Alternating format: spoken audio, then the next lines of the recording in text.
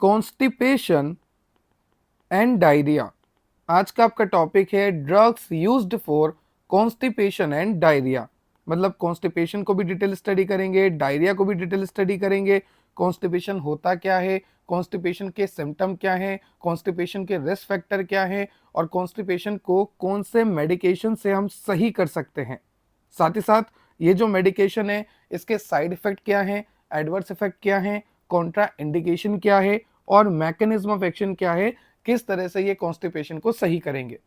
वैसे ही हम यहाँ पर समझेंगे डायरिया होता क्या है, होता क्यों है, और रिस्क फैक्टर क्या है, और डायरिया किस किस की वजह से होता है, जैसे बैक्टीरिया की वजह से, वायरस की वजह से, प्रोटोजोआ की वजह से, ऐसे कौन कौन से कारण है। और अगर बैक्टीरिया की वजह से हो रहा है तो कौन सा बैक्टीरिया, वायरस की वजह से हो रहा है तो कौन से वायरस, और डायरिया में होता क्या है।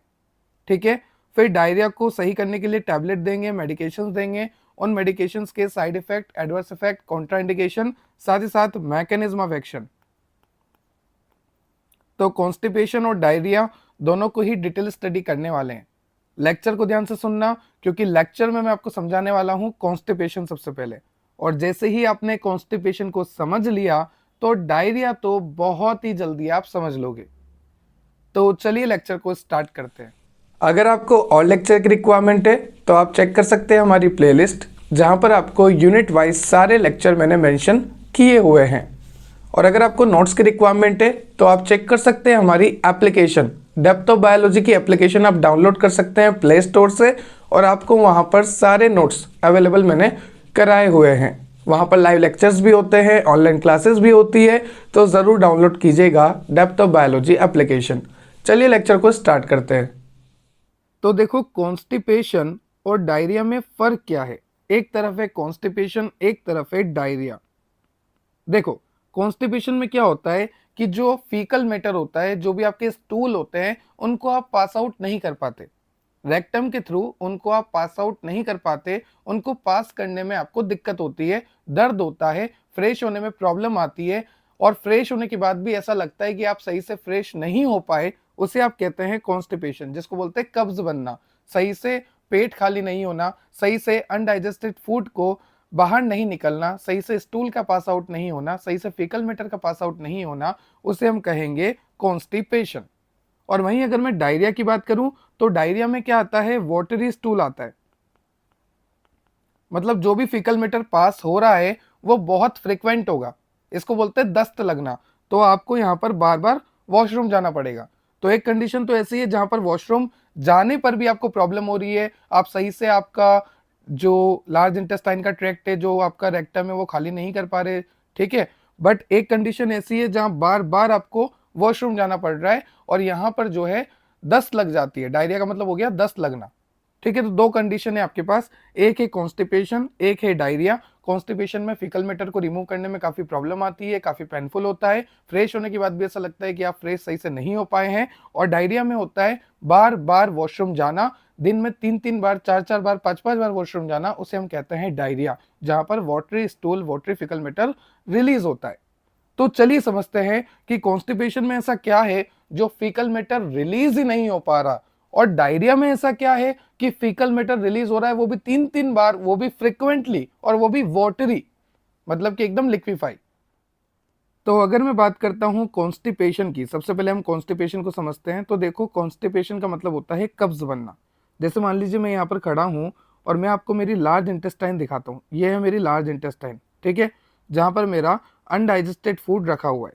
अब ये अनडाइजेस्टेड फूड जो है फाइनली रेक्टम के थ्रू बाहर आ जाएगा। ये फीकल मैटर जो है बाहर आ जाना चाहिए रेक्टम के थ्रू, दिस इज रेक्टम। ठीक है, अब अगर ये लिक्विफाई होगा, थोड़ा बहुत यहाँ पर लिक्विड होगा, तो ये आसानी से निकल जाएगा, फीकल मैटर जो है पास हो जाएगा। पर अगर आपको कॉन्स्टिपेशन का प्रॉब्लम है, तो कॉन्स्टिपेशन की प्रॉब्लम में क्या होता है कि ये जो फीकल मैटर है ना, इस फीकल मैटर को अगर मैं जूम करूं तो इस फीकल मैटर के अंदर मॉइस्चर बिल्कुल भी नहीं है, वाटर बिल्कुल भी नहीं है। और वाटर की कमी होने से ये जो आपका फीकल मैटर है ये हार्ड हो चुका है। ठीक है, अगर ये हार्ड हो चुका है तो इसको यहां से पास आउट होने में प्रॉब्लम होगी। ऑब्वियसली अगर ये हार्ड है, इसमें वाटर कम है, इसमें मॉइस्चर कम है, तो इसको पास आउट होने में प्रॉब्लम होगी। हो सकता है ये सही से पास आउट ना हो सकता है ये पूरा पास आउट ना हो। और पाइल्स वाले पेशेंट को तो बहुत ज़्यादा दिक्कत रहती है, क्योंकि पाइल्स वाले पेशेंट में वैसे ही रेक्टम पे जो लेयर्स होती है वहाँ पर वैसे ही इन्फ्लामेशन रहता है। अगर उस कंडीशन में ये हार्ड स्टूल वहाँ से पास करेंगे तो रेक्टम की लेयर जो है फट सकती है, जिससे ब्लीडिंग भी हो सकती है। तो ध्यान रखना, कॉन्स्टिपेशन में क्या होता है, जो भी आपका स्टूल होता है वो बिल्कुल भी मॉइस्चराइज नहीं रहता, वो हार्ड हो जाता है। कैसा हो जाता है? हार्ड हो जाता है, ड्राई हो जाता है, उसमें वाटर का, मॉइस्चर का कंटेंट बिल्कुल भी नहीं रहता, बहुत कम हो जाता है, जिसकी वजह से उसको पास आउट करने में बहुत प्रॉब्लम होती है। इसी को आप कहते हैं कॉन्स्टिपेशन। और अगर बात करूं डायरिया की, तो ये बना दी मैंने आपकी लार्ज इंटेस्टाइन, ये बना दिया मैंने आपका फीकल मैटर, और आप बोल सकते हैं इसको स्टूल। यहाँ पर क्या होता है, डायरिया में इस फीकल मैटर के साथ बहुत सारा वाटर जो है इसमें आके एब्जॉर्ब हो जाता है, बहुत ज़्यादा ये मॉइस्चराइज हो जाता है, और जब ये रेक्टम से पास आउट होता है तो इस तरह से लिक्विफाई फॉर्म में पास आउट होता है, मतलब कि दस्त लग जाती है आपको। तो जैसा कि आप देख पा रहे हैं, एक तरफ तो फीकल मैटर को रिलीज करने में काफी ज्यादा प्रॉब्लम आ रही है, उसको बोल रहे हैं कॉन्स्टिपेशन, ठीक है, क्योंकि आपका जो फीकल मैटर है वो हार्ड हो चुका है, ड्राई हो चुका है, रफ हो चुका है, ठीक है, उसमें काफी ज्यादा फ्रिक्शन लग रहा है उसको रिलीज करने में। एक तरफ क्या हो रहा है, बहुत ज्यादा मॉइस्चर आ जा रहा है फीकल मैटर के थ्रू, तो वो इजिली पास आउट हो रहा है, बार बार हो रहा है। तो ये है कॉन्स्टिपेशन, ये है डायरिया की कंडीशन, ठीक है। अब हमें देखना है कि कॉन्स्टिपेशन में ऐसा क्यों हो रहा है कि जो हमारा फीकल मैटर है वो फीकल मैटर ड्राई हो चुका है, रफ हो चुका है, हार्ड हो चुका है, उसमें फ्रिक्शन ज्यादा लग रहा है। और हमें यह भी देखना है कि हमारे डायरिया के केस में ऐसा क्या हो रहा है कि जो हमारा फीकल मैटर है, जो हमारा स्टूल है, उस पर वाटर बहुत ज्यादा हो रहा है, और ये क्यों हो रहा है। जब हम इसका कारण पता करेंगे तो हम देंगे ड्रग्स, और वो ड्रग्स इसको किस तरह से सही करेगी वो हम देखेंगे। तो चलिए सबसे पहले देखते हैं कि ये जो स्टूल है, ये जो हार्ड हो रहा है, रफ हो रहा है, इसमें जो फ्रिक्शन लग रहा है, इसको पास करने में जो प्रॉब्लम आ रही है वो हो क्यों रहा है। फिर डायरिया को समझेंगे। तो चलिए सबसे पहले कॉन्स्टिपेशन को समझते हैं। देखो सीधी सी बात है, कॉन्स्टिपेशन में क्या हो रहा है, स्टूल जो है हार्ड हो रहा है, इतना तो आपको पता लग गया। ये आपकी लार्ज इंटेस्टाइन बना देता हूँ मैं, और ये आपका स्टूल दिखा देता हूँ, और ये स्टूल को मैं हार्ड, ड्राई, इसमें ज़्यादा फ्रिक्शन हो रही है, ये सब मैंने लिख दिया, ठीक है। अब क्यों हो रही है, क्योंकि यहाँ पर कहीं ना कहीं पानी की कमी है। आपको पता है कि इसके अंदर मॉइस्चर बिल्कुल भी नहीं है, इसके अंदर वाटर बिल्कुल भी नहीं है, वाटर इसके अंदर बिल्कुल भी नहीं है, जिसकी वजह से ये हार्ड है, ड्राई है, ये टफ टू पास आउट है, ठीक है। तो हम यहाँ पर क्या करेंगे, वाटर का कंटेंट बढ़ाएंगे। हमें यहाँ पर हमारे इंटेस्टाइन में, हमारे इंटेस्टाइन के पार्ट्स में, कोलोन के पार्ट में हमें वाटर का कंटेंट बढ़ाना होगा, क्योंकि जब वाटर ज़्यादा होगा तभी तो ये फीकल मैटर मॉइस्चराइज होगा, और ये फीकल मैटर जब मॉइस्चराइज होगा, इसमें जब वाटर का कंटेंट आएगा, तब ये हार्ड नहीं रहेगा, ड्राई नहीं रहेगा, ये वेट हो जाएगा, मॉइस्चराइज हो जाएगा, और ये इजिली पास आउट हो जाएगा। तो हमने ये देखा कि कैसे ना कैसे हमें हमारे कोलोन के अंदर वाटर का कंटेंट बढ़ाना है। तो ये जो वाटर हमारी बॉडी में रीएब्जॉर्ब हो जाता है, जैसे मान लीजिए यहाँ पे वाटर का कंटेंट था पर वो हमारी बॉडी में रीएब्जॉर्ब हो जाता है, तो उस वाटर के रीएब्जॉर्प्शन को रोकना है, क्योंकि हमारी बॉडी को वाटर की इतनी नीड नहीं है, वहां पर फीकल मैटर में इतनी नीड है, क्योंकि फीकल मैटर पास आउट ही नहीं हो पा रहा, वो ड्राई हो चुका है, वो हार्ड हो चुका है, उसको पास आउट करने में प्रॉब्लम आ रही है। तो जो वाटर का रीएब्जॉर्प्शन हमारे ल्यूमेन में वापस होता है, उस रीएब्जॉर्प्शन को रोकना है, और जब ये रीएब्जॉर्प्शन आप रोक दोगे तो वाटर यहाँ पर आ जाएगा, ठीक है। जब यहां पर वाटर आ जाएगा तो वो वाटर इसमें चला जाएगा, और ये जो है वेट हो जाएगा। एक और काम आप कर सकते हो, जैसे मान लीजिए आपकी इंटेस्टाइन है और यहां पर आपका फीकल मैटर है, ठीक है। तो यहां पर आप क्या कर सकते हो, ये जो आपकी इंटेस्टाइन है इसकी मोटिलिटी बढ़ा दो, इसका मूवमेंट बढ़ा दो। तो इसकी मोटिलिटी बढ़ने से क्या होगा कि ये जो फीकल मैटर बड़ी प्रॉब्लम में पास आउट हो रहा था, अभी जल्दी जल्दी पास आउट होगा, क्योंकि मोटिलिटी बढ़ चुकी है। इसमें जो कॉन्ट्रेक्शन रिलैक्सेशन होता है ना, आपको पता है ना कि कॉन्ट्रेक्शन रिलैक्सेशन इसमें होता है, आपके इंटेस्टाइन में होता है, आपके इसोफेगस में होता है, जिसकी वजह से फूड नीचे आता है, इंटेस्टाइन में होता है, जिसकी वजह से फूड आगे बढ़ता है। तो जब आप ये कॉन्ट्रेक्सेशन रिलैक्सेशन बढ़ा दोगे, मीन टू से जब आप ये मोटिलिटी बढ़ा दोगे, जब इसके आप मूवमेंट बढ़ा दोगे, तो ये जो फीकल मैटर है ये आसानी से पास आउट हो जाएगा। तो सबसे पहले तो आप क्या कर सकते हैं, यहाँ पर मॉइस्चर राइस कर सकते हैं, इसको, इसमें मॉइस्चर का कंटेंट बढ़ा सकते हैं, इसमें वाटर का कंटेंट बढ़ा सकते हैं, और दूसरा आप इसकी मोटिलिटी बढ़ा सकते हैं। जब आप इसकी मोटिलिटी बढ़ाएंगे तो ये faecal matter easily pass out हो जाएगा, ठीक है। और वाटर का कंटेंट कैसे बढ़ाएंगे, ये जो रीअब्जॉर्प्शन हो रहा है इसको रोक के। साथ ही साथ इंटेस्टाइन में होता है इंटेस्टाइनल म्यूकोसा, इस म्यूकोसा का सिक्रीशन बढ़ा के। तो ये कुछ कंडीशन है जो कि आपको फॉलो करनी है ताकि आप कॉन्स्टिपेशन से राहत पा सको, ठीक है। सर हमें यहाँ तक क्लियर हो गया कि कॉन्स्टिपेशन में हमें क्या क्या तरीका करना है। डायरिया में जस्ट इसका उल्टा करेंगे, क्योंकि डायरिया में पहले से वाटर है, तो इसका जस्ट उल्टा करेंगे हम वहां पर। ठीक है, देखो कॉन्स्टिपेशन एक डिजीज नहीं है, पहले मैं आपको बता दूं ये कोई डिजीज नहीं है, सिर्फ सिम्टम है। यहाँ पर सिर्फ स्टूल को आप पास आउट नहीं कर पा रहे, इतना सा प्रॉब्लम आ रही है आपको। ठीक है, ये स्टूल है आपका, पर इस स्टूल को आप पास आउट नहीं कर पा रहे, तो आपको क्या कराना है कि वाटर का कंटेंट यहाँ पे बढ़ाना है, ताकि इस स्टूल में जो है वाटर वाटर वाटर वाटर आ जाए, तो ये मॉइस्चराइज हो जाए। दूसरा, इस कोलोन की मूवमेंट बढ़ाना है, इस जीआई ट्रैक्ट की मूवमेंट बढ़ानी है, इस इंटेस्टाइनल पार्ट की मूवमेंट बढ़ानी है, जिसकी वजह से ये जो आपका फीकल मैटर है आगे की तरफ बढ़े।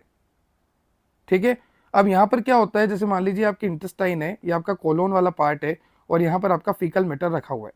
अब फीकल मैटर में वाटर नहीं होता, कॉन्स्टिपेशन में आपको पता है कि बिल्कुल भी वाटर नहीं होता, बिल्कुल भी मॉइस्चर नहीं होता, फीकल मैटर ड्राई होता है, हार्ड होता है। तो ऐसा क्यों होता है कि जो कोलोन है ना, ये जो कोलोन वाला पार्ट है आपका, ये जो कोलोन वाला पार्ट चल रहा है आपका, ये पूरा ये कोलोन क्या करता है, यहाँ से वाटर को एब्जॉर्ब करने लग जाता है। कुछ वाटर तो ल्यूमेन में चले जाएगा, कुछ वाटर कोलोन ले लेगा, तो यहाँ पर कुछ बचेगा क्या, नहीं बचेगा। तो हमें ल्यूमेन में भी नहीं जाने देना, हमें कोलोन को भी एब्जॉर्ब नहीं करने देना। कोलोन को बोलेंगे भैया आप कम एब्जॉर्ब करो, क्योंकि आप एब्जॉर्ब कर लोगे तो हम हमारे फीकल मैटर को मॉइस्चराइज कैसे करेंगे, उसको पास आउट कैसे करेंगे, हमें तो उसको पास आउट करना है ना। तो यहाँ पर लिखा है कि कॉन्स्टिपेशन में क्या होता है कि कोलोन जो है वाटर को एब्जॉर्ब कर लेता है, बहुत ज्यादा वाटर कोलोन एब्जॉर्ब कर लेता है, जिसकी वजह से फीकल मैटर के पास बिल्कुल भी वाटर, बिल्कुल भी मॉइस्चर नहीं रह पाता, जिसकी वजह से वो ड्राई और हार्ड हो जाता है। और यहाँ पर अगर ये कॉन्ट्रैक्शन रिलैक्सेशन, मतलब इसकी मोटिलिटी भी कम हो जाए, तो भी कॉन्स्टिपेशन होती है। तो आपको मोटिलिटी को बढ़ाना है, वाटर के कंटेंट को बढ़ाना है, दैट्स इट। ठीक है, अब देखो क्या क्या कारण होते हैं कॉन्स्टिपेशन के, हमें ये तो क्लियर हो गया कॉन्स्टिपेशन क्या होता है, कॉन्स्टिपेशन में क्या होता है, क्यों होता है। अब देखो क्या क्या कारण है। सबसे पहला कारण है कॉन्स्टिपेशन का लेस फाइब्रस डाइट। अगर आपकी डाइट में फाइबर की कमी है तो कॉन्स्टिपेशन होना बहुत ही आम बात है। तो ध्यान रखें, जब भी आप अपनी डाइट को फॉलो करें वहां पर फाइबर का इंटेक ज़्यादा रखें, क्योंकि फाइबर के इंटेक से आपका जो स्टूल है वो मॉइस्चराइज रहेगा, जिसकी वजह से आपको कॉन्स्टिपेशन के चांसेस नहीं रहेंगे। तो अगर आपको कारण जानने हैं तो कॉन्स्टिपेशन का एक कारण यह भी है कि अगर आपने फाइब्रस डाइट कम ली है तो कॉन्स्टिपेशन होने के चांसेस बढ़ जाते हैं।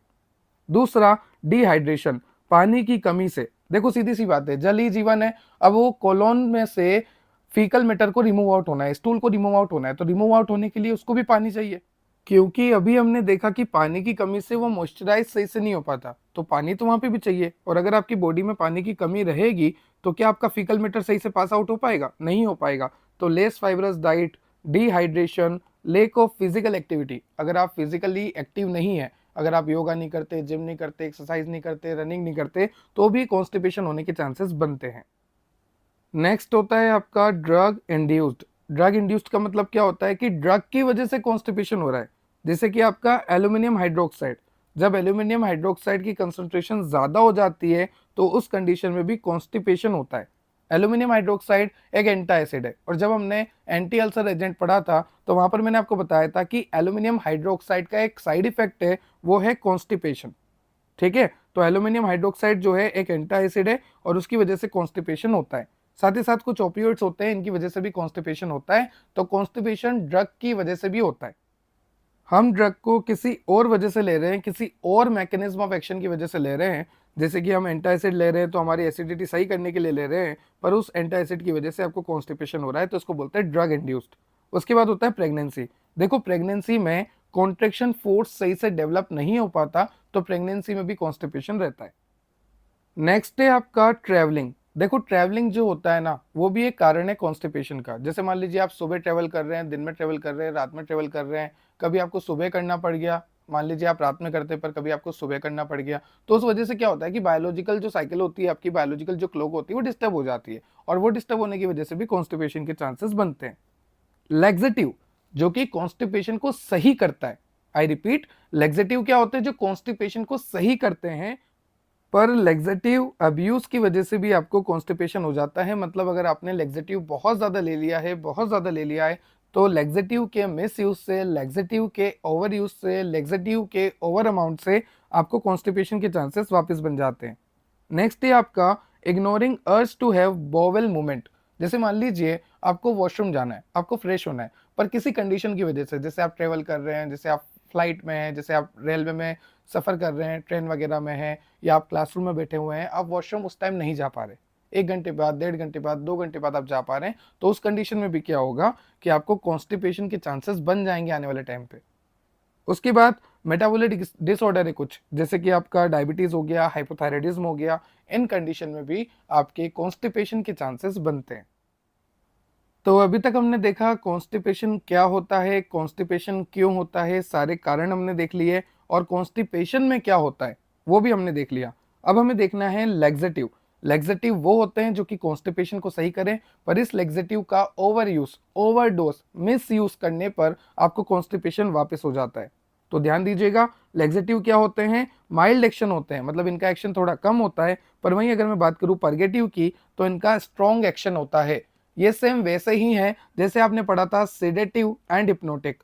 मेडिसिनल केमिस्ट्री में 4th सेम में जब आपने सेडेटिव हिप्नोटिक पढ़ा था तो आपको पता है कि लो डोज में लेते हैं तो सेडेटिव कहलाता है, हाई डोज में लेते हैं तो हिप्नोटिक कहलाता है। वहीं अगर मैं बात करूं तो लेक्सेटिव मतलब कि लो डोज, तो ये एक्शन भी कम दिखाएगा, पर इसी लेक्सेटिव को अगर आप ज़्यादा अमाउंट में लेते हैं तो उसे स्ट्रॉन्ग एक्शन आएगा और वो परगेटिव की तरह काम करेगा। एक बात और, लेक्सेटिव को बोलते हैं एपेरियंट्स और परगेटिव को बोलते हैं कैथार्टिक्स। तो ध्यान रखना, परगेटिव या फिर कैथार्टिक्स, लेक्सेटिव या फिर अपेरियंट्स। तो लेक्सेटिव क्या होते हैं, जो कॉन्स्टिपेशन को सही करे, पर अगर लेक्सेटिव ज्यादा अमाउंट में लेते हैं तो उसको बोलते हैं कैथार्टिक, और वी कैन से परगेटिव जो कि स्ट्रॉन्ग एक्शन देता है। तो ये सारी टर्म्स आपको याद रखनी है कि लेक्सेटिव क्या होते हैं, अपेरियंट्स क्या होते हैं, परगेटिव क्या होते हैं, कैथार्टिक्स क्या होते हैं।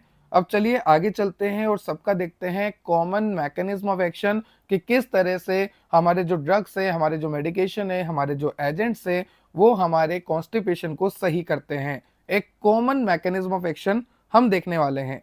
देखो, हमें पता है कि हमारे स्टूल में वाटर की कमी हो जाती है जिसकी वजह से हमें कॉन्स्टिपेशन होता है। फिर मैंने आपको बताया कि कॉन्स्टिपेशन को सही करने के लिए लैक्सेटिव दिया जाता है, और अगर लैक्सेटिव को ज़्यादा अमाउंट में दें तो उसे परगेटिव बोला जाता है। ठीक है, परगेटिव या फिर कैथार्टिक। तो ये जो परगेटिव होते हैं ये किस तरह से काम करते हैं, ये परगेटिव आपके स्टूल्स के पास जाते हैं और स्टूल्स के पास पानी को अट्रैक्ट करते हैं। आपको पता है कि अगर आपको स्टूल को रिमूव आउट करना है, आपको अपने फीकल मैटर को रिमूव आउट करना है, तो उसको आपको वेट बनाना है, गीला बनाना है, मॉइस्चराइज करना है। तो यहाँ पर आपको क्या करना है, वाटर को लाना है। तो ये परगेटिव क्या करते हैं, ये परगेटिव यहाँ पर आप देख सकते हैं इस तरह से आकर अटैच हो गए, तो ये परगेटिव यहाँ पर आ जाते हैं। आप देख सकते हैं ये परगेटिव आ चुके हैं, और ये परगेटिव क्या करते हैं, ये वाटर के मॉलिक्यूल को अपनी तरफ अट्रैक्ट करते हैं। तो जैसे ही यहाँ पर वाटर के मॉलिक्यूल आएंगे तो ये आपका जो स्टूल था, ये जो आपका फीकल मैटर था, इसमें अब मॉइस्चर इस तरह से आ जाएगा, और ये जो स्टूल्स थे, ये जो फीकल मैटर था, अब वाटरी हो जाएगा और इजीली रिमूव आउट हो जाएगा। ये तो हो गया पहला तरीका, पहला मैकेनिज्म ऑफ एक्शन, कि परगेटिव जो है वाटर को अट्रैक्ट कर लेंगे और वाटर को अट्रैक्ट करके वो स्टूल को मॉइस्चराइज कर देंगे। दूसरा तरीका आपको यहाँ पे दे रखा है कि यहाँ पर ये आपको इंटेस्टाइन दिखा रखी है, इंटेस्टाइनल म्यूकोसा आपको दिखा रखा है, दिख रहा है intestinal mucosa, decreasing net absorption of water. देखो सीधी सी बात है, पानी को बॉडी में एब्जॉर्ब मत होने दो, पानी को स्टूल के साथ जाने दो, क्योंकि स्टूल जो है ड्राई है, स्टूल जो है हार्ड है। अब स्टूल के साथ पानी को जाने देंगे तो स्टूल कैसा हो जाएगा, सॉफ्ट हो जाएगा, सीधी सी बात है। और यहाँ पर ये जो इंटेस्टाइन की एबिलिटी है, और we can say colon part की, क्योंकि कहाँ पर रहता है, कोलोन पार्ट में रहता है, लार्ज इंटेस्टाइन में भी कहाँ पर, कोलोन पार्ट में। तो जो कोलोन पार्ट है उसकी मोटिलिटी बढ़ा दो। ये सारा तो हमने पहले ही देखा है ना, कि कोलोन पार्ट की मोटिलिटी बढ़ा दो, वाटर का कंटेंट बढ़ा दो, तो वही सारी बातें। ठीक है सर, हमें यहाँ तक क्लियर हो गया कि क्या कॉमन मैकेनिज्म ऑफ एक्शन है कॉन्स्टिपेशन को सही करने के लिए। अभी तक हमने देखा कि कॉन्स्टिपेशन होता क्या है, कॉन्स्टिपेशन होता क्या है, कॉन्स्टिपेशन में क्या क्या चेंजेस होते हैं, और क्या इनका कॉमन मैकेनिज्म ऑफ एक्शन होता है। अब हम देखने वाले हैं लैक्सेटिव का क्लासिफिकेशन, कि लैक्सेटिव के अंदर कौन कौन सी ड्रग्स आती है। साथ ही साथ आपको ये भी पता है कि लैक्सेटिव को ज़्यादा अमाउंट में दो तो परगेटिव और कैथार्टिक का काम करता है। तो देखिए लैक्सेटिव का क्लासिफिकेशन। लैक्सेटिव के क्लासिफिकेशन की अगर मैं बात करूं तो सबसे पहले आता है बल्क फॉर्मिंग एजेंट। उसके एग्जाम्पल है आपके डाइट्री फाइबर, जैसे कि आपका ब्रेन, या आप ब्रान बोलते हैं इसको, ठीक है, ब्रेन तो फिर वो ब्रेन हो गया, ब्रान बोल लो आप। उसके बाद है आपका स्टूल सॉफ्टनर, नाम से पता लग रहा, जो भी आपका फीकल मैटर है, जो भी आपका स्टूल है, उसको सॉफ्ट करना, और सॉफ्ट करने के बाद क्या होगा, वो रेक्टम के थ्रू इजीली पास आउट हो जाएगा, आप आसानी से फ्रेश हो सकते हैं। उसके बाद होता है ऑस्मोटिव परगेटिव।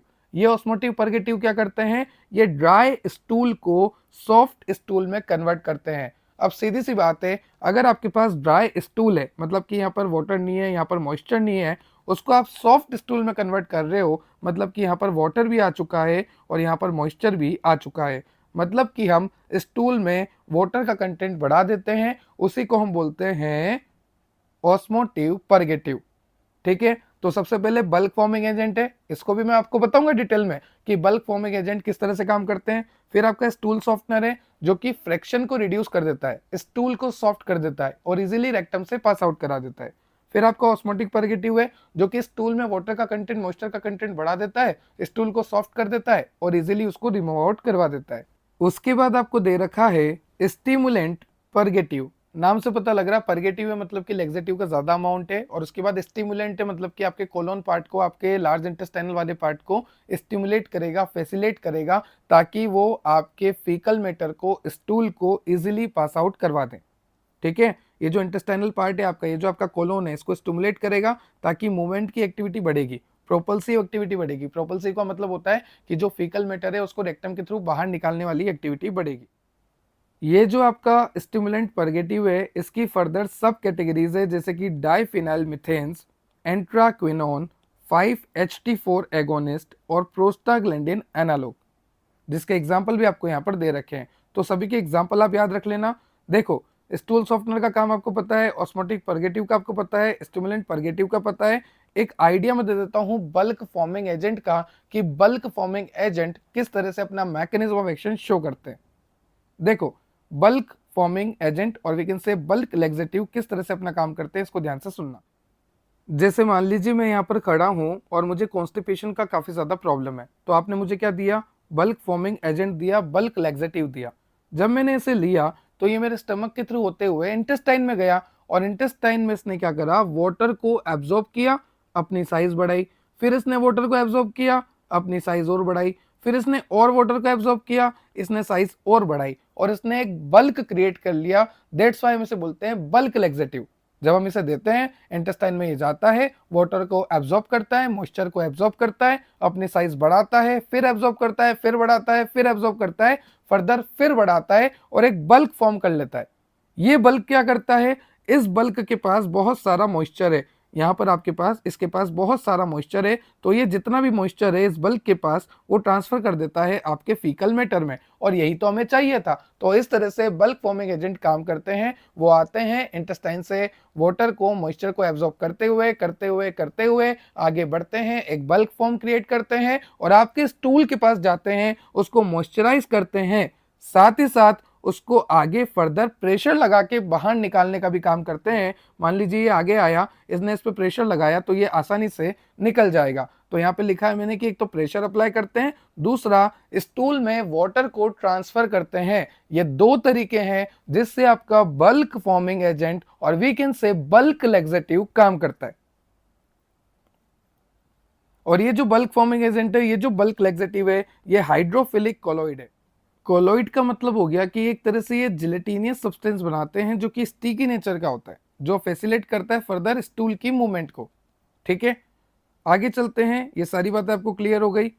यहाँ पर यही सब लिखा है। जैसे अगर मैं एग्जांपल दूं ब्रेन का, तो ये जो ब्रेन होता है ये किस तरह से काम करता है, वाटर को एब्जॉर्ब करता है, वही आपका बल्क वाला, बल्क लेक्सेटिव वाटर को एब्जॉर्ब करेगा, स्वेल होगा और वाटर कंटेंट को फीसेस में बढ़ाएगा। फर्दर जब ये आपका बल्क लेक्सेटिव बढ़ेगा और बढ़ेगा और बढ़ेगा, तो ये कहाँ जाएगा, ये जाएगा आपके स्टूल्स के पास और उसको मॉइस्चर देगा, सारा मॉइस्चर उसको दे देगा और उसको प्रेशर से बाहर निकालने की कोशिश करेगा। वही सारा मैकेनिज्म ऑफ एक्शन यहाँ पर लिखा हुआ है। आगे चलते हैं। नेक्स्ट है आपका स्टूल सॉफ्टनर। तो नाम से पता लग रहा है स्टूल को सॉफ्ट करना है। तो अगर स्टूल को सॉफ्ट करना है तो वाटर चाहिए ही चाहिए। तो जो भी वाटर यहाँ से इंटेस्टाइन से वापस ल्यूमेन में जा रहा है, उस एब्जॉर्प्शन को रोक दो। पहला मैकेनिज्म ऑफ एक्शन तो ये होगा कि जो भी वाटर आपके कोलोन में प्रेजेंट है उसको वहीं पे रहने देना, उसको ल्यूमेन में नहीं जाने देना। ठीक है। दूसरा, आपको क्या करना है, यहाँ पर इसकी वजह से जो वाटर का कंटेंट आप बढ़ा रहे हैं, इसकी वजह से फ्रिक्शन कम हो रहा है। देखो, सबसे मेन बात तो यही है कि कोलोन में वाटर की अवेलेबिलिटी आपको ज़्यादा रखनी है, जिसकी वजह से आपका स्टूल सॉफ्ट होता रहे। ठीक है, यहाँ पर आप देख सकते हैं इट इमल्सिफाई कोलोनिक कंटेंट। मैंने आपको बोला ना कि ये जो कोलोनिक कंटेंट है, मतलब कि ये जो आपका स्टूल है, इसको इमल्सिफाई करना, यहाँ पर वाटर को बढ़ाना, वाटर को पेनिट्रेट करना, अगर ये आपका स्टूल है जो कि पास आउट होने जा रहा है, ये हार्ड है, ये ड्राई है, तो क्या ये पास आउट हो पाएगा? नहीं ना। तो यहाँ पर आप वाटर को पेनिट्रेट करोगे इस स्टूल में और इस स्टूल में वाटर वाटर वाटर हो जाएगा, जिसकी वजह से ये सॉफ्ट हो जाएगा, स्मूथ हो जाएगा, इजीली पास आउट हो जाएगा। अगर मैं बात करूँ इसके एग्जाम्पल की, तो स्टूल सॉफ्टनर का एग्जाम्पल होता है आपके डॉक्यूसेट्स और लिक्विड पैराफिन। अब ये जो डॉक्यूसेट्स होते हैं, ये एक तरह से एनायनिक डिटर्जेंट होते हैं, और अगर ये डिटर्जेंट हैं तो ये आपके म्यूकोसल बैरियर को खराब करेंगे। जो भी आपके कोलोन में म्यूकोसल बैरियर होती है ना, ये उसको खराब करेंगे, तो थोड़ा दिक्कत भी है। तो ध्यान से सुन लो कि ये स्टूल सॉफ्टनर जो होते हैं इनर्ट होते हैं। एग्जाम्पल की बात करूं तो डॉक्यूसेट्स और लिक्विड फेरापिन किस तरह से काम करते हैं ये मैंने आपको बता दिया। उसके बाद ये जो डॉक्यूसेट्स होते हैं ये एनायनिक डिटर्जेंट होते हैं, और ये डॉक्यूसेट्स जो हैं आपके म्यूकोसल बैरियर को, जो कोलोन में म्यूकोसल बैरियर है उसको डिस्टर्ब करेंगे। अब यहां पर अगर लिक्विड पैराफिन आप ले रहे हैं तो जनरली लिक्विड पैराफिन एब्जॉर्ब नहीं होता है, ठीक है।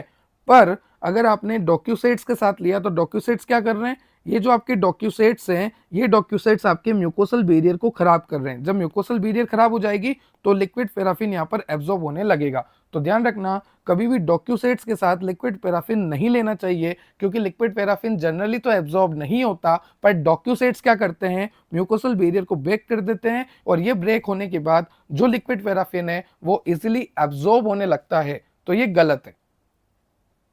आगे चलते हैं। यहाँ पर आपको यहाँ पर साइड इफेक्ट दे रखे हैं कि जो आप स्टूल सॉफ्टनर यूज कर रहे हैं उसके क्या क्या साइड इफेक्ट आ सकते हैं, जैसे कि cramps, abdominal pain, bitter taste होता है, नोजिया करता है, ठीक है। लिक्विड पैराफिन के बारे में दे रखा है, ये तो आपको डॉक्यूसेट्स के बारे में हो गया। लिक्विड पैराफिन भी क्या है, एक तरह से स्टूल सॉफ्टनर ही है, विस्कस लिक्विड है, फार्माकोलॉजिकली ये भी इनर्ट होता है, और आपने देखा कि डॉक्यूसेट्स भी इनर्ट कंपाउंड होते हैं। उसके बाद 2 से 3 दिन इसे लेते हैं, स्टूल को सॉफ्ट करते हैं, वाटर को प्रोवाइड करवाते हैं आपके फीकल मैटर में, मतलब उसको मॉइस्चराइज करते हैं और उसका रीअब्जॉर्प्शन रोक देते हैं, ल्यूमेन में नहीं जाने देते। वही सारा मैकेनिज्म ऑफ एक्शन है, दोनों सेम ही तो एग्जांपल है। डॉक्यूसेट्स और लिक्विड पैराफिन दोनों स्टूल सॉफ्टनर के एग्जांपल है, दोनों सेम है, दोनों का मैकेनिज्म ऑफ एक्शन भी सेम है। उसके बाद है आपका स्टिमुलेंट परगेटिव। नाम से पता लग रहा है जो आपके इंटेस्टाइन का मूवमेंट है, जो आपकी कोलोन का मूवमेंट है, उसको बढ़ा देना, क्योंकि जब आप इस मूवमेंट को बढ़ाओगे तो स्टूल जो है फटाफट फटाफट फटाफट फटाफट आगे जाएगा। देखो वाटर को तो बढ़ाना जरूरी है, वाटर बढ़ाओगे तो ये मॉइस्चराइज होगा, और जब आप इस इंटेस्टाइन की मूवमेंट और कोलोन की मूवमेंट बढ़ाओगे तो ये फटाफट फटाफट फटाफट फटाफट आगे जाएगा। अब ये जो स्टिमुलेंट परगेटिव है ये काम कैसे करते हैं, ये आपके माइंट्रिक प्लेक्सस न्यूरॉन पे काम करते हैं। किस पे काम करते हैं, माइंट्रिक प्लेक्सस न्यूरॉन, जो कि आपके वहीं जीआईटी में होता है, प्लेक्सस न्यूरॉन, ठीक है। जब इस माइंट्रिक प्लेक्सस न्यूरॉन पे ये अपना एक्शन शो करेंगे तो ये मोटिलिटी बढ़ा देंगे जीआई ट्रैक्ट की, और we can say colon part की। साथ ही साथ ये सोडियम पोटेशियम एटीपेस पंप को इनिबिट करते हैं। देखो लिख लो किस किस को क्या क्या करते हैं, सोडियम पोटेशियम एटीपेस पंप, मतलब एटीपी से चलने वाला सोडियम पोटेशियम पंप को बंद कर देंगे। साथ ही साथ बेसोलेटरल मेम्ब्रेन, ये भी विलाई में होती है बेसोलेटरल मेम्ब्रेन, इस बेसोलेटरल मेम्ब्रेन को इनिबिट कर देंगे, ठीक है। तो सोडियम पोटेशियम एटीपेस पंप को इनिबिट कर देंगे, बेसोलेटरल मेम्ब्रेन को इनिबिट कर देंगे, और माइंट्रिक प्लेक्सस न्यूरॉन को स्टिमुलेट करेंगे ताकि कोलोन की मोटिलिटी बढ़े। 3 काम समझ में आ गया। और भी 2 काम है, ये जो है आपके कैम्प के सिक्रेशन को बढ़ाएंगे और प्रोस्टाग्लैंडिन के लेवल को बढ़ाएंगे। तो ये सारे मैकेनिज्म ऑफ एक्शन आपको याद रखने हैं। कैम्प के सिक्रेशन को बढ़ाते हैं, प्रोस्टाग्लैंडिन के लेवल को बढ़ाते हैं, माइंट्रिक प्लेक्सस न्यूरॉन को स्टिमुलेट करते हैं ताकि कोलोन का मूवमेंट जल्दी जल्दी हो, सोडियम पोटेशियम एटीपेस पंप और बेसोलेटरल मेम्ब्रेन को इनिबिट करते हैं, ठीक है। इसके कुछ साइड इफेक्ट लिखे हुए हैं, जो भी आपका स्टिमुलेंट परगेटिव है, अगर आप इसको ज़्यादा ले लेते हैं या आप इसको लेते हैं तो क्या क्या साइड इफेक्ट हैं, जैसे कि फ्लूइड एंड इलेक्ट्रोलाइट इम्बेलेंस हो सकता है, हाइपोकेलेमिया मतलब पोटेशियम की कमी हो सकती है, के किसका साइन है आपके पोटेशियम का। उसके बाद कोलोनिक एटोनी हो सकती है, मतलब आपका जो कोलोन है उसकी जो स्ट्रेंथ है वो अफेक्ट हो जाती है, और ये आपको प्रेगनेंसी में नहीं लेना है। ध्यान रखना, प्रेगनेंसी में कोई भी ड्रग बिना डॉक्टर के कंसल्टेशन के नहीं लेनी है, जिसमें स्टिमुलेंट परगेटिव भी शामिल है। तो इसी तरह से सारे मैकेनिज्म ऑफ एक्शन आपको यहाँ पे बता रखे हैं, सारे मैंने आपको टेबल में ही समझा दिए हैं। अब चलते हैं हम डायरिया पे। तो देखो अभी तक हमने क्या देखा, अभी तक हमने देखा कि कॉन्स्टिपेशन में क्या हो रहा है भैया, कॉन्स्टिपेशन में जो है आपका फीकल मैटर है इसमें वाटर की कमी है, और वी कैन से इसमें मॉइस्चर की कमी है, जिसकी वजह से ये हार्ड हो रहा है, जिसकी वजह से ये क्या हो रहा है, हार्ड हो रहा है, ठीक है, सॉफ्ट नहीं रह पा रहा। और ये आगे मूवमेंट फर्दर नहीं कर पा रहा, यही दिक्कत आ रही है। अब आ गई डायरिया की कंडीशन। डायरिया में जस्ट उल्टा हो जाएगा। डायरिया में क्या होगा कि ये जो आपका फीकल मैटर है ना, एक सेकेंड, ये जो आपका फीकल मैटर है ना, इस फीकल मैटर के पास, इस स्टूल के पास बहुत ज्यादा मॉइस्चर है, इतना मॉइस्चर, इतना मॉइस्चर, इतना वाटर, इतना वाटर, इतना वाटर, बहुत ज्यादा वाटर है। और जब ये निकलेगा रेक्टम से तो एकदम वाटरी फॉर्म में निकलेगा, इस तरह से वाटरी फॉर्म में। दस्त लगना जानते हो ना, बिल्कुल जो फीकल मैटर होता है, जो स्टूल होता है, जब आप फ्रेश होने जाते हो तब एकदम बिल्कुल लिक्विड निकलता है, पूरा लिक्विड निकलता है। तो यहां पर ये जो है वाटर का बहुत ज्यादा लॉस होता है। अब एक बात बताओ, यहां पर एक बंदा खड़ा है बेचारा, वो अभी 5 मिनट पहले फ्रेश होके आया, वॉशरूम से आया, 30 मिनट बाद फिर गया, 40 मिनट बाद फिर गया, 50 मिनट बाद फिर गया, 5 घंटे बाद फिर गया, परेशान हो गया बेचारा वॉशरूम जा जाके। तो क्या ये नॉर्मल चीज है? नहीं, ये नॉर्मल नहीं है, ये है डायरिया, ये है प्रॉब्लम। यहां पर क्या हो रहा है कि आपके फीकल मैटर के साथ वाटर बहुत ज्यादा हो चुका है। डायरिया कई रीजन से होता है, बैक्टीरिया की वजह से, वायरस की वजह से, प्रोटोजोआ की वजह से, एंटीबायोटिक के मिस यूज या ओवर यूज करने की वजह से, या एंटीबायोटिक की वजह से भी हो जाता है, बैक्टीरिया की टॉक्सिन की वजह से, गंदे खाने, गंदे पानी की वजह से। पानी पूरी जो आप खाते हैं ना, पानी पूरी की यार पानी पूरी खाना है, ठीक है, वो भैया और तीखा बना के देना, तो वही वाला सीन है कि जितना भैया तीखा बनाएंगे उतना आपको तीखा लगेगा और उतना आपके, समझ रहे हो ना, डायरिया के चांसेस बढ़ेंगे। गंदा पानी, एकदम गंदा पानी, वाहियात। खाना है तो अच्छी जगह का खाओ, ठीक है। तो ये जो फीकल मैटर पास आउट हो रहा है, इसमें वाटर का कंटेंट बहुत ही ज्यादा आ रहा है, उसी को हम बोल रहे हैं डायरिया। अब देखो यहां पर, डायरिया का मतलब है कि 3 बार लगातार आप स्टूल को पास कर रहे हो एक दिन में। 3 बार क्या सर, 7-7, 10-10 बार करते हैं लोग, जिसको डायरिया होता है। और कॉन्स्टिपेशन का मतलब क्या होता है कि एक हफ्ते में 3 से 4 दिन तक आपको पेट सही से साफ नहीं हो पा रहा, तो उसको हम कॉन्स्टिपेशन कह देंगे, ठीक है। वो हो गया, एक हफ्ते में 3 से 4 दिन तक अगर आपका पेट साफ नहीं हो पा रहा तो कॉन्स्टिपेशन। और अगर एक दिन में 5-5 बार, 3-3 बार अगर आप वॉशरूम जा रहे हैं तो वो हो गया आपका डायरिया। ये नॉर्मल नहीं है बिल्कुल भी, ठीक है। तो यहां पर क्या हो रहा है, एक्सेस में वाटर का लॉस हो रहा है। और अगर वाटर का लॉस हो रहा है तो पर्सन थकेगा भी सही, परेशान भी होगा, वाटर की कमी हो जाएगी, बॉडी डिहाइड्रेट हो जाएगी। और जल ही जीवन है, आपको पता है, बॉडी डिहाइड्रेट हो जाएगी। तो फिर आपको क्या लेना पड़ेगा, ओरल रिहाइड्रेशन। देखो हो क्या गया है, आपकी बॉडी में हो गया डिहाइड्रेशन, तो आपको लेना पड़ेगा रिहाइड्रेशन, ओरल रिहाइड्रेशन सॉल्ट। इसलिए कहते हैं डायरिया में क्या लो, ORS, ठीक है। अब ये क्यों हो रहा है, ये जो डायरिया ये क्यों हो रहा है, पानी के ज्यादा होने की वजह से। ये पानी यहाँ पे ज्यादा क्यों हो रहा है, ये जो एब्जॉर्प्शन हो रही थी ल्यूमेन में, ये रुक गई, ये रुक गई, इसकी वजह से पानी बढ़ता जा रहा, बढ़ता जा रहा, पानी एक्यूमुलेट हो गया। दूसरा, यहाँ पर जो म्यूकस का सिक्रेशन होना था इंटेस्टाइन में, वो ज्यादा होने लग गया, तो ये और सॉफ्ट हो गया। तो पहले ही ये वाटर से बहुत सॉफ्ट था, और सॉफ्ट हो गया, तो ये धम धम धम इस तरह से निकलता है। अब इस धम धम धम को कमेंट सेक्शन में मत लिखना, बस एक आइडिया दे रहा हूं कि एकदम लिक्विफाई हो जाता है, एकदम स्मूथ हो जाता है, एकदम म्यूकस टाइप पूरा हो जाता है। और ये बिना रुके, बिना कोई स्टॉपेज ही नहीं है, ठीक है, क्योंकि ये इतना वाटरी हो चुका है, इतना म्यूकस आ चुका है, इतना ज्यादा इसमें वाटर का कंटेंट हो चुका है कि इसका लिक्विफाई नेचर फटाफट निकलेगा, कोई दिक्कत नहीं आएगी, कोई फ्रिक्शन नहीं आएगा, फ्रिक्शन लेस एक तरह से बोल लो। देखो यहां पर आपको लिखा है कि lead to decrease the concentration of water and electrolyte. अब देखो सीधी सी बात है, डायरिया हुआ, दस्त लगी तो पानी की कमी होगी, डिहाइड्रेशन होगा, इलेक्ट्रोलाइट का इम्बेलेंस होगा, इसकी वजह से पेशेंट जो है वीकनेस फील करेगा, डिहाइड्रेटेड फील करेगा, तो उसको ORS लेना चाहिए, ये तो मैंने आपको बोल दिया, ठीक है। साथ ही साथ ये जो आपका कोलोन है ना, यहां पर अगर ल्यूमेन में ऑस्मोटिक लोड बढ़ जाने की वजह से, क्या बढ़ जाने की वजह से, ऑस्मोटिक लोड, ये वर्ड याद रखना, ल्यूमेन में ऑस्मोटिक लोड के बढ़ने की वजह से वाटर जो है अट्रैक्ट होगा, वाटर यहां पर अट्रैक्ट होगा, और जितना वाटर अट्रैक्ट होगा उतना वो निकलेगा। तो ध्यान रखना, ल्यूमेन में ऑस्मोटिक लोड के बढ़ने की वजह से वाटर का अट्रैक्शन बढ़ जाता है, जिसकी वजह से फर्दर वाटर का लॉस बढ़ता रहता है, बढ़ता रहता है। तो एक तो ये रीअब्जॉर्प्शन रुक गया, एक ये इंटेस्टाइन में म्यूकस का सिक्रेशन ज्यादा हो रहा है, एक ये ऑस्मोटिक लोड बढ़ गया ल्यूमेन में, और एक और कारण है वो है IBD। क्या बीबी, अरे नहीं बीबी नहीं भाई, बीबी ना है तो ये अच्छा है भाई, डर लगता है। IBD, inflammatory bowel disease.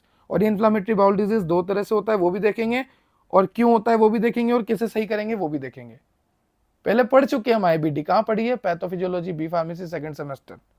क्या बात कर रहे हो सर, कल का याद नहीं, पैथोफिजियोलॉजी बोल रहे हो आप, ठीक है। तो एक IBD को भी देखेंगे हम, क्यों, क्योंकि वो भी डायरिया का कारण है।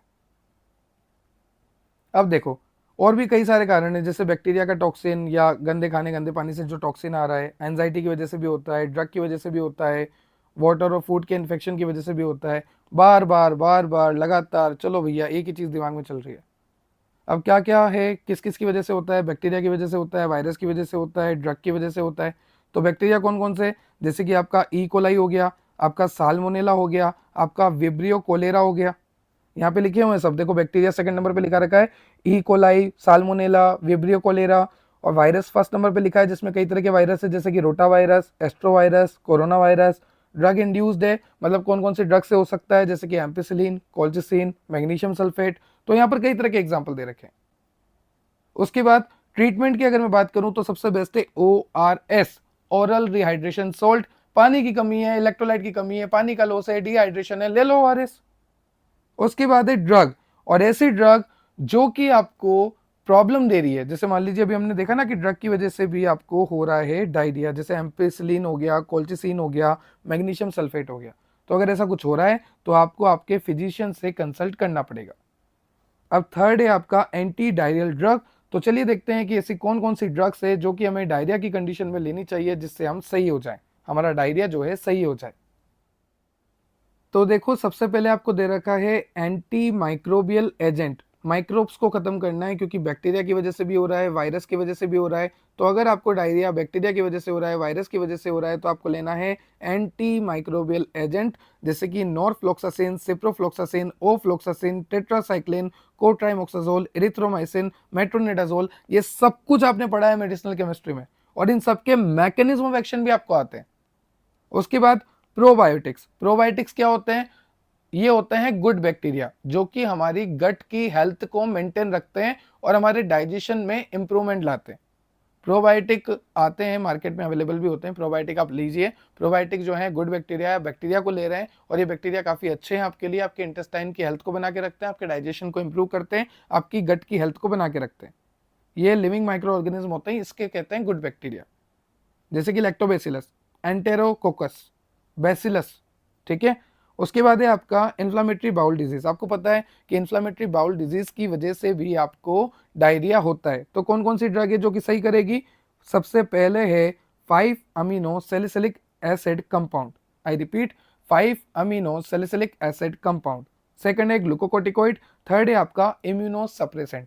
अब आपके दिमाग में आएगा सर ये इम्यूनो सप्रेसेंट क्यों दे रहे हैं, इम्यूनो सप्रेसेंट क्यों दे जा रही है। सर बात तो आपकी बिल्कुल सही है कि इम्यूनो सप्रेसेंट का क्या काम आ गया। तो चलिए आइए डिटेल में समझते हैं। देखो यहाँ पर आपको दे रखा है इन्फ्लामेटरी बाउल डिजीज। इन्फ्लामेटरी मतलब कि इन्फ्लामेशन, कहीं ना कहीं किसी ना किसी वजह से बोवेल में इन्फ्लामेशन हुआ है, और इन्फ्लामेशन होता है इन्फ्लामेटरी सेल्स की वजह से, मीडिएटर्स की वजह से। ठीक है, इंटरल्यूकिन, साइटोकाइनिन, कई तरह के मीडिएटर्स से WBC वगैरह आती है फाइट करने, जिसकी वजह से इन्फ्लामेशन हो जाता है। अब इन्फ्लामेशन को सही करना है तो ग्लूकोकोर्टिकोइड दे रहे हैं, क्योंकि ग्लूकोकोर्टिकोइड एक एंटी इन्फ्लामेटरी है। चलो समझ में आता है कि इन्फ्लामेशन को सही कर देंगे मतलब हमारा बोवेल सही हो जाएगा, और बोवेल सही हो जाएगा मतलब हमारा डायरिया सही हो जाएगा।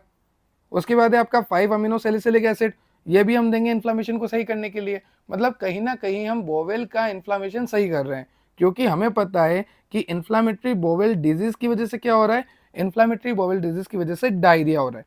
तो इस इन्फ्लामेशन को सही करना है तो बोवेल नॉर्मल हो जाएगा। तो इन्फ्लामेशन को सही करने के लिए 5 अमीनो सैलिसिलिक एसिड और आपका ग्लूकोकोर्टिकोइड दिया जाता है।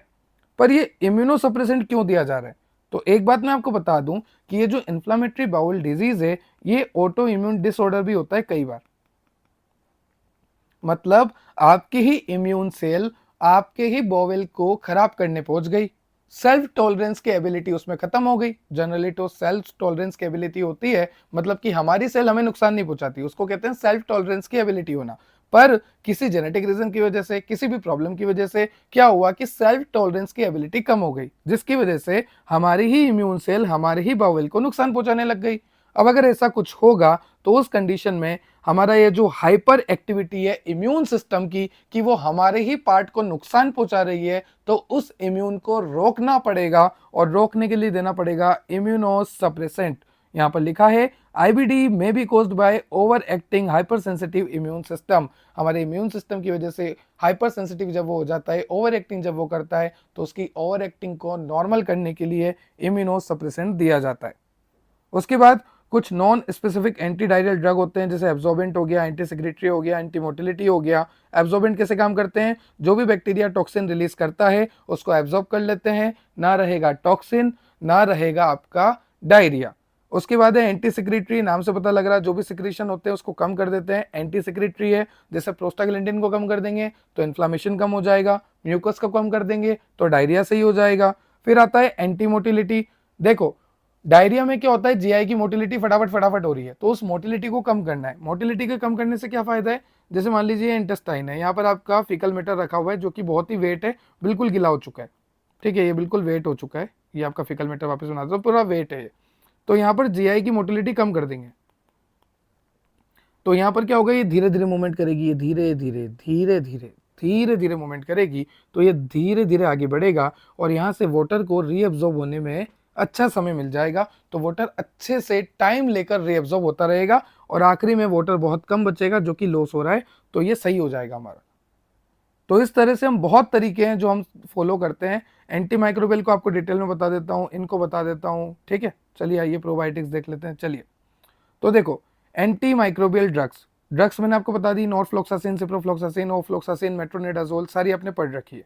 दो तरीके के पेशेंट होते हैं, एक जो नॉन इन्वेसिव होते हैं, एक जो इन्वेसिव होते हैं। अब नॉन इन्वेसिव और इन्वेसिव में क्या फर्क है? नॉन इन्वेसिव पेशेंट मतलब कि उनको फीवर नहीं आता, सीधी बात है, ध्यान रखना। नॉन इन्वेसिव जिसमें उसको फीवर नहीं आता, वॉमिटिंग होती है, इलेक्ट्रोलाइट का इम्बैलेंस भी होता है और स्टूल में ब्लड नहीं आता। दो चीज नहीं होती, फीवर नहीं आता और जो फीकल मैटर पास कर रहा है उसमें ब्लड नहीं आता या म्यूकस नहीं आता, ठीक है। देखो मैं आपको बताता हूँ, ये आपकी इंटेस्टाइन है, यहाँ पर आपका ये फीकल मैटर रखा हुआ है, this is your faecal matter. इस फीकल मैटर के ऊपर बैक्टीरिया है, यहाँ पर ये बैक्टीरिया है, फीकल मैटर के ऊपर है, इंटेस्टाइन के ऊपर है, यहाँ पर ये बैक्टीरिया है, ठीक है, जो कि आपको नुकसान पहुंचाते हैं। अब ये बैक्टीरिया या तो इसके अंदर चले जाएंगे या इसके सरफेस पे रह जाएंगे। अगर वो सरफेस पे रहते हैं तो जो भी फीकल मैटर पास होता है उसमें ना तो ब्लड होता है ना म्यूकस होता है। आई रिपीट, अगर वो सरफेस पे ही रह जाते हैं तो जो भी फीकल मैटर बाहर निकल रहा है ना उसमें ना तो ब्लड होगा ना म्यूकस। और अगर ये बैक्टीरिया इसको पेनिट्रेट करके इस स्टूल के अंदर आ जाते हैं तो स्टूल में क्या निकलेगा? म्यूकस भी निकलेगा, ब्लड भी निकलेगा। जब इसको पेनिट्रेट कर देंगे तो ये फट जाएगा, जिसकी वजह से ब्लड म्यूकस सब निकलना रिलीज हो जाएगा। तो उसको बोलते हैं इन्वेसिव वाली कंडीशन, जहाँ पर ब्लड भी निकलेगा, म्यूकस भी निकलेगा, यहाँ पर जो बैक्टीरिया है वो पेनिट्रेट कर लेते हैं। और जहाँ पर बैक्टीरिया पेनिट्रेट नहीं करते, सिर्फ स्टिक होते हैं इंटेस्टाइनल म्यूकोसल मेम्ब्रेन पे। देखो सीधी बात है, स्टूल में तो करेंगे, म्यूकोसल मेम्ब्रेन की बात हो रही है, क्योंकि म्यूकोसल मेम्ब्रेन फटेगी तभी तो म्यूकस रिलीज होगा, तभी तो ब्लड रिलीज होगा, ठीक है। तो दो तरह की कंडीशन है, नॉन इन्वेसिव, इन्वेसिव। इन्वेसिव में क्या करते हैं, बैक्टीरिया जो है पेनिट्रेट कर लेते हैं, बैक्टीरिया पेनिट्रेट कर लेंगे तो म्यूकस भी रिलीज होगा, ब्लड भी रिलीज होगा। और नॉन इन्वेसिव में क्या होता है, बैक्टीरिया सिर्फ स्टिक होते हैं, पेनिट्रेट नहीं करते, जिसकी वजह से ब्लड भी नहीं निकलता और म्यूकस भी नहीं निकलता। अब यहाँ पर एंटीबायोटिक्स दे रखी है और यहाँ पर यह भी बता रखा है कि नॉन इन्वेसिव का कारण कौन कौन से बैक्टीरिया हैं, जैसे कि कोलेरा, जैसे कि साल्मोनेला। और इन्वेसिव के कारण है ई कोलाई, एंट अमीबा, हिस्टोलिटिका, ये आपने पढ़ा है ना एंटीप्रोटोजोल में, मेडिसिनल केमिस्ट्री में, फार्माकोलॉजी में भी पढ़ाया है। उसके बाद देखो एंटीबायोटिक्स, एंटीबायोटिक्स आपको दे रखी है, जैसे साल्मोनेला फूड पॉइजनिंग हुई है तो सिप्रोफ्लोक्सासिन, एजिथ्रोमाइसिन। ट्रेवलर्स डायरिया है, ट्रेवल करने की वजह से डायरिया हुआ है तो सिप्रोफ्लोक्सासिन, नॉरफ्लोक्सासिन, कोट्राइमोक्साजोल। कोलेरा की वजह से हुआ है तो टेट्रासाइक्लिन, नॉरफ्लोक्सासिन, सिप्रोफ्लोक्सासिन, ठीक है। वैसे अमीबियोसिस की वजह से मेट्रोनिडाजोल। कैम्पाइलोबैक्टर की वजह से भी आपको दे रखा है नॉरफ्लोक्सासिन, एरिथ्रोमाइसिन और फ्लोरोक्विनोन। तो ये सारी ड्रग्स और सारी ड्रग्स का मैकेनिज्म ऑफ एक्शन अच्छे से डिटेल स्टडी आपने ऑलरेडी करी हुई है आपके मेडिसिनल केमिस्ट्री में, और कोलॉजी की यूनिट 2 भी एंटीबायोटिक्स की है। प्रोबायोटिक ड्रग्स बता दिया मैंने, गुड बैक्टीरिया होते हैं, गट की हेल्थ को इंप्रूव करते हैं, तो थोड़ा बहुत देख लेना। उसके बाद आपको फर्दर यहाँ पर आईबीडी के बारे में बता रखा है, इन्फ्लेमेटरी बाउल डिजीज के बारे में। तो मैंने आपको बताया कि ये जो इन्फ्लेमेटरी बाउल डिजीज होती है ये या तो ऑटो इम्यून की वजह से होती है, मतलब हमारी इम्यूनिटी, हमारी जो इम्यून सेल है वो सेल्फ टॉलरेंस की एबिलिटी को खत्म कर दे, भूल जाए और हमारे ही ऑर्गन पे अटैक करे, तो वो ऑटो इम्यून हो गया। इस केस में इम्यूनो सप्रेसेंट दिया जाता है। या फिर वो बैक्टीरिया के एंटीजन की वजह से होती है, ठीक है। तो दो तरह की आईबीडी होती है, एक होती है अल्सरेटिव कोलाइटिस और एक होती है क्रोन्स डिजीज। तो यहाँ पर फर्क क्या है, ये जो अल्सरेटिव कोलाइटिस होती है, कोलाइटिस का मतलब होता है कोलोन में इन्फ्लामेशन, जहां भी आइटिस वर्ड आ जाए उसका मतलब होता है इन्फ्लामेशन। तो यहाँ पर क्या होता है, सिर्फ कोलोन ही अफेक्ट होगा। अल्सरेटिव कोलाइटिस जो कि एक आईबीडी है, वहां पर सिर्फ कोलोन ही अफेक्ट होगा और ये जो है आपके एनाल केनाल से फैलता है। I repeat, involve only colon, begin from anal canal. Disease में रिमेन रेस्ट्रिक्टेड टू रेक्टम, ज़्यादा से ज़्यादा ये रेक्टम तक फैल सकती है, पर किसी किसी बहुत ही रेयर कंडीशन में ये देखा गया है कि ये एक्सटेंड होकर आपके सीकम तक पहुंच सकती है। तो जनरली ये रेक्टम तक रहती है, पर कभी कभी ये एक्सटेंड होके समटाइम ये एक्सटेंड होके सीकम तक पहुंच सकती है। ठीक है, कहाँ से शुरुआत होती है? एनाल केनाल से। बस अब ये जो क्रोन्स डिजीज है, यहाँ पर क्या होता है कि जीआईटी का कोई सा भी पार्ट माउथ से लेकर एनस तक अफेक्ट हो सकता है। यहाँ तक कि इसमें आपको फीवर हो सकता है, ओरल अल्सर हो सकता है, डर्मेटाइटिस हो सकता है, और 50% केस में आपको हेपेटाइटिस हो सकता है, मतलब कि आपके लीवर में इन्फ्लामेशन हो सकता है, हेपेटाइटिस। ठीक है, आपने पढ़ा है हेपेटाइटिस पैथोफिजियोलॉजी में। तो लीवर में इन्फ्लामेशन भी हो सकता है। तो ये क्रोन्स डिजीज है। और अल्सरेटिव कोलाइटिस मतलब एक पर्टिकुलर जगह। आगे चलते हैं। मैंने आपको बताया 5 amino salicylic acid compound use कर सकते हैं आप। कोर्टिकोस्टेरॉइड्स मैंने आपको बताया कि एंटी इन्फ्लामेटरी होते हैं। ठीक है, तो चलिए सबसे पहले देखते हैं 5 अमीनो सैलिसिलिक एसिड जो हम यूज कर रहे हैं उसका एग्जांपल है सल्फासालाजिन। तो ये सल्फासालाजिन जब भी हमारी बॉडी में जाता है, हमारे स्टमक से होते हुए हमारे जीआईटी में जाता है, तो जीआईटी में हमारे जो बैक्टीरिया होते हैं, कोलोनिक बैक्टीरिया, हमारे जो कोलोन के बैक्टीरिया होते हैं, सल्फासालाजिन में बॉन्ड होता है एजो बॉन्ड। इस एजो बॉन्ड को हमारे कोलोनिक बैक्टीरिया, हमारे अच्छे बैक्टीरिया तोड़ देते हैं। आई रिपीट, जो भी ड्रग मैं ले रहा हूं उसका नाम है सल्फासालाजिन। ये सल्फासालाजिन में होता है एजो बॉन्ड। इस एजो बॉन्ड को तोड़ने के लिए हमारे कोलोनिक बैक्टीरिया होते हैं। तो हमारे कोलोनिक बैक्टीरिया क्या करते हैं, इस सल्फासालाजिन में जो एजो बॉन्ड है उसको ब्रेक कर देंगे, और जैसे ही सल्फासालाजिन का एजो बॉन्ड ब्रेक होगा, ये सल्फासालाजिन कन्वर्ट हो जाएगा 5 अमीनो सैलिसिलिक एसिड और सल्फापाइरिडीन में। अब ये 5 अमीनो सैलिसिलिक एसिड किस तरह से काम करेगा? ये कोक्स को, लॉक्स को इनहिबिट कर देगा। हम क्या सही कर रहे हैं? इन्फ्लामेटरी बाउल डिजीज, मतलब कि इन्फ्लामेटरी मतलब कि इन्फ्लामेशन। और इन्फ्लामेशन हो किसकी वजह से रहा है? कोक्स और लॉक्स की वजह से। आपने पैथो में देखा है, आपने फोर्थ सेम मेडिकेम में देखा है कोक्स लॉक्स का पाथवे। ठीक है, दूसरा ये किस तरह से काम करेगा? माइग्रेशन जो है ना इन्फ्लामेटरी सेल्स का, वो रोक देगा। मतलब ये बाउल की वॉल है, अभी अगर ये बोवेल तक इन्फ्लामेटरी सेल जाएगी नहीं, आई रिपीट, इन्फ्लामेटरी सेल अगर बोवेल की वॉल तक नहीं जाएगी तो क्या ये इन्फ्लामेशन कर पाएगी? नहीं कर पाएगी। तो इन्फ्लामेटरी सेल का माइग्रेशन रोक देता है और फर्दर ये इन्फ्लामेशन रोक देता है, कोक्स लॉक्स पाथवे को इनहिबिट कर देता है। तो ना बनेगा प्रोस्टाग्लैंडिन, ना बनेगा ल्यूकोट्रिन, ना होगा फर्दर इन्फ्लामेशन। पर यहाँ पर प्रॉब्लम है, यहाँ पर एडवर्स ड्रग रिएक्शन देखने को मिलते हैं, जैसे कि यहाँ पर रैशेस हो सकते हैं, फीवर हो सकता है, जॉइंट पेन हो सकता है, हीमोलाइसिस हो सकता है। तो ये सारे इसके एडवर्स ड्रग रिएक्शन है। आगे चलते हैं। कोर्टिकोस्टेरॉइड्स मैंने आपको बोल दिया एंटी इन्फ्लामेटरी होते हैं। तो इनकी जरूरत कब पड़ती है? क्योंकि ये भी तो एंटी इन्फ्लामेटरी है, 5 अमीनो सैलिसिलिक एसिड भी तो एंटी इन्फ्लामेटरी है। मान लीजिए कोई पेशेंट है और इस पे 5 अमीनो सैलिसिलिक एसिड काम नहीं कर रहा है, तो उस कंडीशन में दूसरा एंटी इन्फ्लामेटरी देखेंगे और उसका नाम है कोर्टिकोस्टेरॉइड्स। किस कंडीशन में? जब पेशेंट जो है 5 अमीनो सैलिसिलिक एसिड के खिलाफ रेस्पॉन्ड नहीं कर रहा, तो उस कंडीशन में हम कोर्टिकोस्टेरॉइड्स की तरफ मूव ऑन करेंगे। उसके बाद इम्यूनोसप्रेसेंट, जो कि मैंने आपको बायोटेक्नोलॉजी में बहुत डिटेल से पढ़ाया है, जिसका एग्जांपल है एजाथायोप्रिन, जो कि मोस्ट इफेक्टिव होता है आपके आईबीडी के केस में, जब आईबीडी आपकी ऑटो इम्यून डिसऑर्डर की वजह से हुई हो। इसके एडवर्स ड्रग रिएक्शन भी है, जैसे कि बोन मेरो सप्रेसेंट हो जाता है कुछ पीपल में, और कुछ पीपल्स में नहीं दे सकते जिसको ऑलरेडी इम्यून सिस्टम की प्रॉब्लम है, इम्यूनिटी जिसकी कम है, उसको और इम्यूनोसप्रेसेंट दे दोगे तो किसी काम का नहीं रहेगा। तो ये था आज का आपका lecture, constipation as well as diarrhoea. होता क्या है, फैलता कैसे है, कौन सी ड्रग से, क्लासिफिकेशन क्या है, मैकेनिज्म ऑफ एक्शन क्या है, साइड इफेक्ट क्या है, एडवर्स ड्रग रिएक्शन क्या है, साथ ही साथ कॉन्ट्राइंडिकेशंस क्या है, सब कुछ हमने डिटेल में देखा। आई होप आपको कॉन्स्टिपेशन साथ ही साथ डायरिया अच्छे से क्लियर हुआ होगा। अगर आपको इसके नोट्स की रिक्वायरमेंट है तो आप डाउनलोड कर सकते हैं depth biology application. Depth biology application आपको प्ले स्टोर पे अवेलेबल है, और अगर आप एप्पल यूजर हैं तो आप डाउनलोड कर सकते हैं माई इंस्टीट्यूट एप्लीकेशन। जैसे आप माई इंस्टीट्यूट एप्लीकेशन डाउनलोड करेंगे ऐप स्टोर से, वहाँ पर आपको ORG कोड रिक्वायर्ड होगा, वहाँ पर आपको टाइप करना पड़ेगा MULNO। फिर अपने मोबाइल नंबर से आप रजिस्टर कर सकते हैं, और प्ले स्टोर से एंड्रॉयड वाले डायरेक्ट रजिस्टर कर सकते हैं अपने मोबाइल से, मोबाइल नंबर से। साथ ही साथ टेलीग्राम से जुड़ जाना, इंस्टाग्राम से जुड़ जाना, क्योंकि टेलीग्राम इंस्टाग्राम पे regular update, regular meme, regular poll, regular MCQ सब कुछ आता है। कोई भी कोर्स हम लॉन्च कर रहे हैं, कोई भी एमसीक्यू सीरीज हम लॉन्च कर रहे हैं, फ्री एमसीक्यू सीरीज हम लॉन्च कर रहे हैं, जीपेट के लिए कुछ लॉन्च कर रहे हैं, फर्दर आपके कॉम्पिटिशन एग्जाम के लिए हम लॉन्च कर रहे हैं, कोई भी हम डाटा प्रोवाइड कर रहे हैं, PDF प्रोवाइड कर रहे हैं, फ्री पीडीएफ या कुछ भी प्रोवाइड कर रहे हैं, ठीक है, एमसीक्यू से रिलेटेड आंसर शीट प्रोवाइड कर रहे हैं, तो सारा आपको नोटिफिकेशन यहीं पर आएगा। यहाँ तक कि लेक्चर भी कोई पब्लिक हो रहा है तो सभी जगह अपडेट आपको आ जाएगा।